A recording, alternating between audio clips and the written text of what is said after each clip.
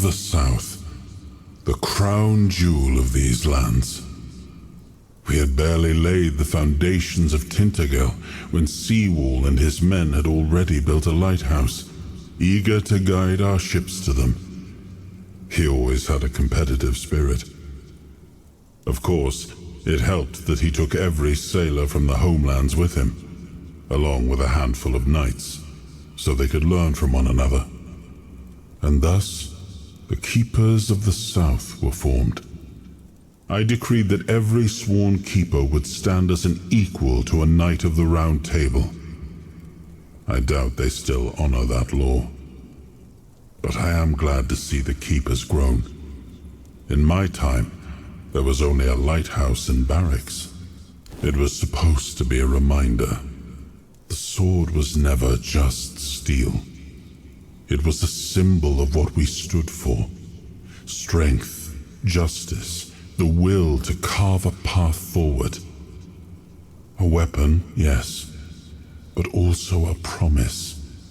I wanted them to remember, to fight for those ideals, to uphold them, even when I was gone, even when there was no king left to lead them. Merlin saw Avalon for what it was long before the rest of us. He told me that Tainted wouldn't hold, not forever. That the weirdness would gnaw at our walls, at our minds, at our very bones, until nothing human remained. But he still fought to map a way forward, to carve some sense into this land. And in the end, the land swallowed him whole anyway. We were losing the battle at Tuathan's mouth, our last push before the weirdness took the field. Merlin was with us, bleeding, exhausted, but still weaving his spells. Then it came. Not a beast, not a man, not something we ever had words for. A shadow wearing 1,000 torn banners, moving like it had no shape of its own. Merlin raised his staff, spoke a name I didn't recognize. And then he was gone. Not killed, not struck down, just gone. Like the land itself had taken him back.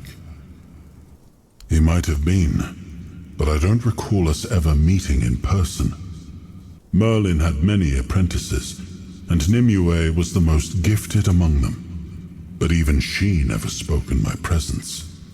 It is possible Merlin forbade his students from speaking to me, though why he would do such a thing, I cannot say. But Orin seems devoted to a cause he believes in. It's a refreshing perspective, and unlike any we've seen so far.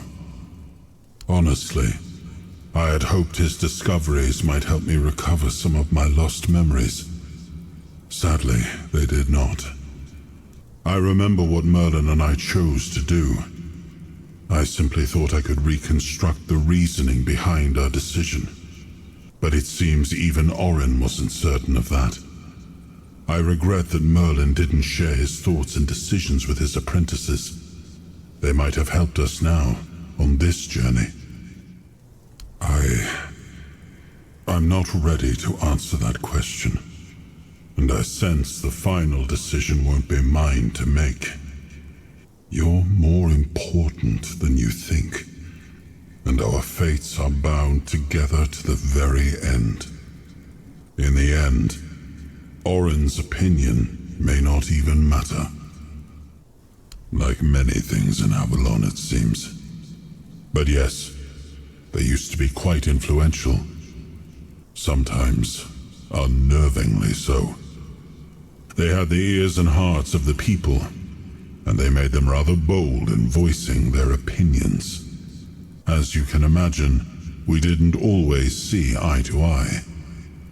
That led to some unfortunate confrontations. I couldn't allow people to openly disagree with me, no matter the influence they thought they held among my subjects. The temple's representatives didn't approve of my use of the weirdness during the war, and they made their opposition public. I decided that such opposition deserved punishment. Sometimes it's necessary, and that was one of those times. In times of war, a leader cannot appear weak, cannot afford to look uncertain. Call it what you like, but war demands obedience, not debate. A great tragedy befell the priestesses there, and to think that the strength of their faith was enough to bind a four-dweller. There is still so much we do not know about the true potential of the weirdness. I never imagined it could become a prison for the beings shaped by its will. But that four-dweller, there was something familiar about her, as if we had met before, a very long time ago. In her presence, I felt an odd sense of peace, even amid the terror that had overtaken the temple. Strange, and strangely comforting. I was familiar with tales of secret societies, said to have come with us from the homelands. I tasked my sister, Morgaine, with investigating them, but amidst the fires of war, I had little chance to keep a close watch on her. It was only near the end of my life that I learned she herself was a follower of Morrigan. Perhaps I would have seen it as betrayal, but thanks to you, I understand now that while the children's ways may be questionable, they do seem, in their own twisted manner, to care for Avalon's safety. It is a bold decision, and I am glad he finally made it. It was wise of him to invoke the old laws. Camelot will not dare to break them, and the men here will remain in Kuanacht, at least until the lives of its people are in immediate danger. I am glad you chose to help him. With company like this, his mission may yet succeed. Even if Yvain does not return, his actions will be remembered. Of that, I am certain. Does it matter? As long as the result is the betterment of the people, what difference does it make? Guilt is a powerful motivator, and a useful one at that. My sisters taught me that, time and time again. My sister. I didn't think I'd ever see her again. She was gone. I've always felt like I failed her. I was her older brother, and it was my responsibility to protect her. And yet, she ended up taking care of me. And she paid dearly for it. A half-sibling is only halfway to being a bastard, even if acknowledged. Like Morgaine, Kai wasn't well respected at court. But unlike Morgaine, she never met disdain with more disdain. Just pity. The narrow-mindedness of others usually only saddened her. I do. I always have.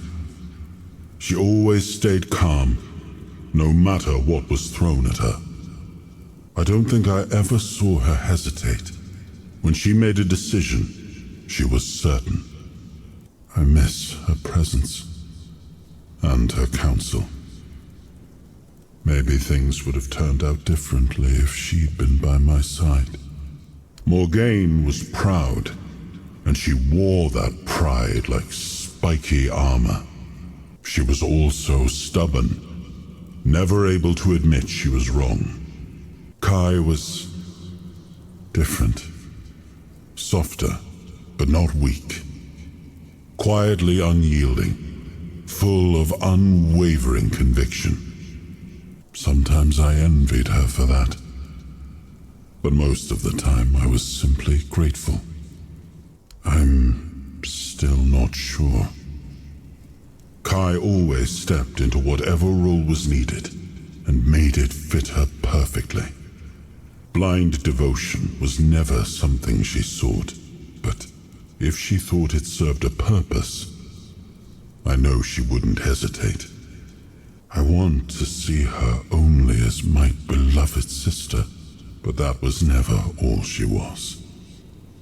They were a young and ambitious guild, mostly centered around the Royal Academy in Camelot. We were all strangers in a strange land, with everything still to be discovered. They were vital to our survival on Avalon. Their healing potion alone saved countless lives. I wasn't there when they began to change. It pains me to see that a once respected guild has been reduced to what it is now. No, my subjects were usually well disposed towards them, grateful for their magic. Merlin was held in high esteem by the common folk. Of course, there was mistrust at times, even open hostility, but never like this. Nobody was ever so twisted by hatred as to herd them into a giant wicker man and set them alight. No, but there were female druids. Not many, though. Merlin had a few women apprenticing under him. My sister Morgaine also followed the druidic path, until she invented one of her own, of course. I don't recall the rite of passage ever having such tragic consequences. I always believed it was symbolic. Perhaps this land truly is cursed after all. Some, like the All-Mother, the Morrigan, and the Stagfather, yes, but there were many others as well. It feels like we once had a god or godling for every little thing. I suppose that kind of faith faded with time. Maybe people stopped needing gods for their small troubles when every problem began to feel larger than life. I used to follow the beliefs of my clan, but I abandoned them long ago. I'm not one for blind, mindless faith. After that, I believed in ideas, in people. I believed anything could be achieved if you put your mind to it, especially on Avalon. Now, I'm not sure what I believe in anymore. I'd rather not talk about it any further. Yes, in the homelands. I thought we could leave him there, but he escaped to Avalon. He took on human form, or rather he used one of his followers as a vessel. It was only when he sensed that Nimue, Merlin's apprentice, had discovered his true nature that he revealed his real form. The beast grew to the size of a mountain, striding toward the temple his followers had built for him deep in the woods. I dread to think what would have happened if he'd made it there. We barely managed to bring him down, and clearly, not completely. I outlawed the Stagfather's cult, but I see that 6 centuries later, it's still around, and surprisingly, among the Dalrita as well. I thought they worshipped only Mathea. I can only assume that Camelot is no longer what I once built it to be. If it were up to me, the old agreements would still be honored. But if they went through with such an attack, then they must have had a reason.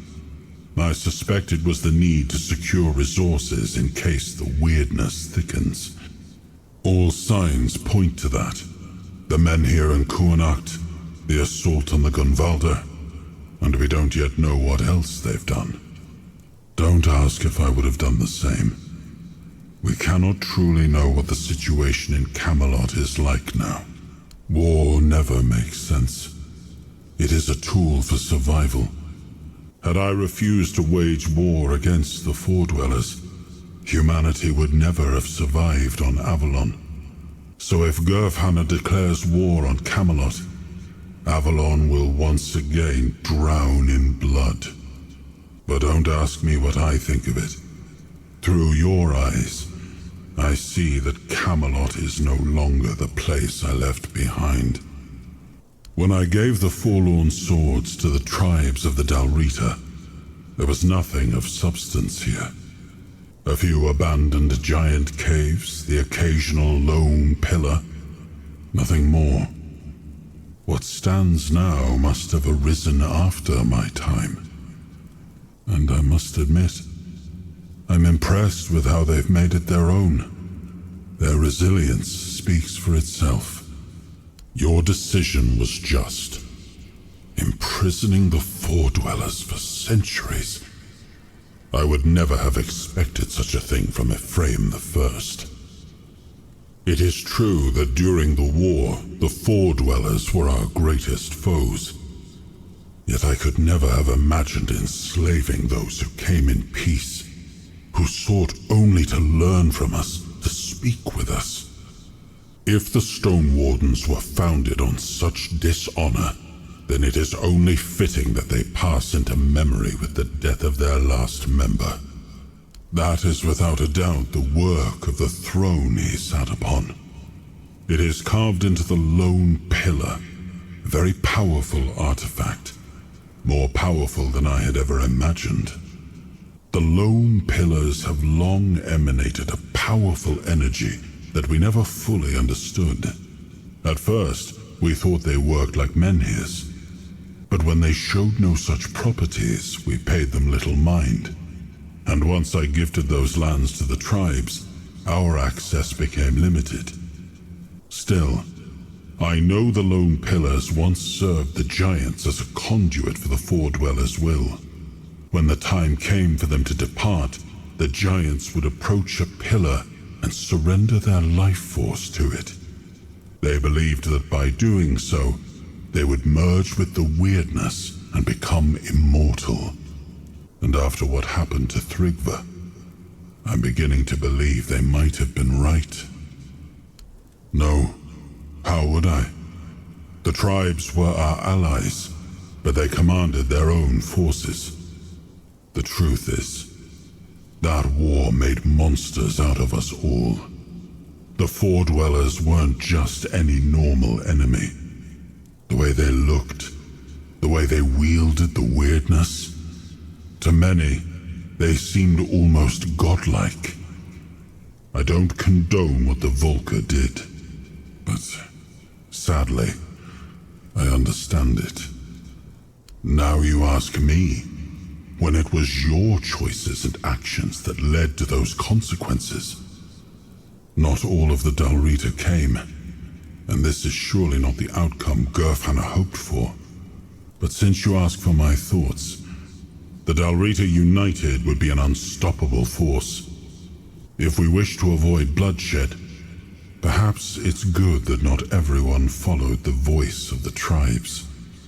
And what do you think would have become of Avalon if the warlike Dalrita, already revering the giants as they are now, had the chance to worship them as living, active beings?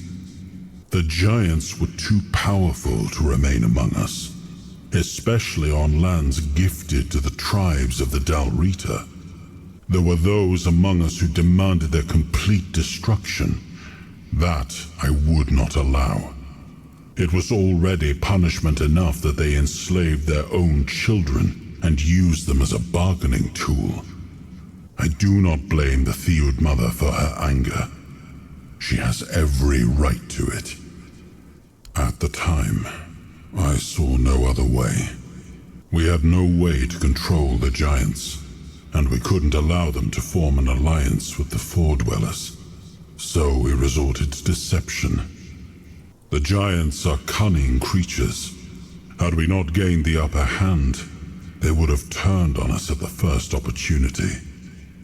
I am not proud of it, but war follows its own cruel laws. It is. And you should stop asking questions when you already know the answer. That way, you won't be so easily bored. Oh, Lancelot. It was painful to watch what became of him. Confident, steadfast, eloquent. Nothing like the tormented soul you've seen. He was admired by the people and by his fellow knights. He had quite the following, though he never seemed to care for it. Only later did I realize how wrong I had been. He was also much sought after. Left a trail of broken hearts wherever he went. But there was only one he ever held in his heart, and that was Avalon. I always believed Lancelot to be honest to a fault. He never hesitated to speak his mind, and I valued that in him as much as his loyalty. I trusted him completely, and I thought his faith in me, in my vision for Avalon, was just as strong, but it wasn't. I don't know when or how that trust was lost, and to this day, it still pains me. But know this, even in betrayal, Lancelot never sought to serve himself. He was a good man. Yet even the best of men can falter and lose their way. I forgave him long ago. What saddens me is that he still cannot forgive himself. But I understand why. The rebellion he led hurt not only me, it wounded all of Avalon. And Lancelot always hated senseless bloodshed. To be the cause of so much suffering, perhaps fighting by our side will finally bring him peace. I'd rather not speak of him, but I suppose I owe him that much. Morgaine and I, we shared only half our blood, yet both inherited the worst of our father's traits. Pride, arrogance, stubbornness. I was angry at her for humiliating me yet again, and angry at Gawain for falling so easily into her trap. He was never the perfect knight, nor did he try to be. But he was brave and bold, and he didn't deserve to become a pawn in our quarrel. I should have taken more of an interest in his fate, but there was always something more pressing, until I ran out of time. Although, if you think about it, we did end up sharing similar fates. Meeting him made me reflect on one thing. How many great knights were swallowed by their ambition to sit at the round table. Somewhere along the way, things must have gone terribly wrong. If men could kill one another for something that was meant to be an honor, I pity the lost knights of this world. I'm glad this one will have a chance to fight at his king's side, and serve me, as he always wished to. A truly fascinating man. He started out as a court jester, but it quickly became clear he was quite skilled with a blade as well. At first, I suspected he might be a spy for an enemy kingdom, but after he saved my life one day, my perspective changed. Of course, he still could have been a spy, but I decided to keep him close and watch him carefully, just in case. In time, though, he proved to be a loyal companion. He earned my trust, and without hesitation, I knighted him. Well, it didn't surprise me much. That was Dagonet through and through. He always spoke his mind, caring little for what others might think, even when it was my judgment he questioned. Only he and Palamedes ever dared to speak their minds openly in my presence, without fear of giving offense. Dagonet was decidedly less diplomatic than Palamedes, but it was precisely that honesty I valued in them both. Besides, from the start, he had a rare gift for foreseeing how things would unfold. I dare say. He even managed to make me laugh one last time. Galahad. I should have known he wouldn't be too happy about being brought back, but I hoped he'd died in peace and would return in peace. I was wrong. War isn't a time when you can afford likes and dislikes. Galahad was a great warrior. He made decisions no other commander dared to. But would he have been a good leader in times of peace? I doubt it. That's why news of his death in battle came as a relief to me. Men like him, once they gain momentum, are nearly impossible to stop. In that regard, he and Galahad the Pure were quite alike. He led a dangerous expedition, one of the most important of the Age of Conquest. Had it succeeded, the war might have ended much sooner, but it didn't. And so the fighting went on. After the war, I had his remains recovered and this tomb built. Over time, he came to be seen as a noble martyr. But who he really was, well, you've seen that for yourself. I regret the fate he met. Let's make sure his sacrifice wasn't in vain.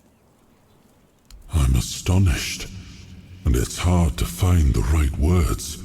I would never have imagined that an underwater kingdom lay so close to Avalon shores. Let us study it carefully. I want to learn how it came to be, and why it called to us. I have a feeling this will be quite an intriguing journey.